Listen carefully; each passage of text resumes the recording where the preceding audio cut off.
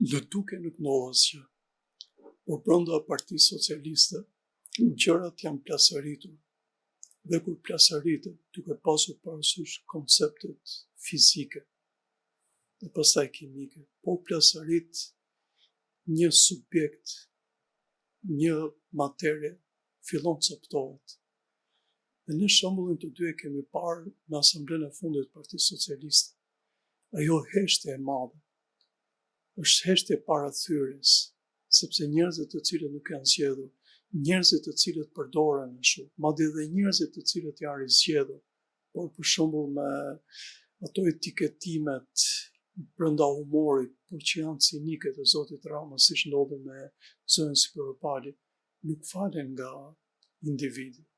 Individi është një qenie që menaxhohet nga reaksionet kimike në pjesën më të madhe të tij.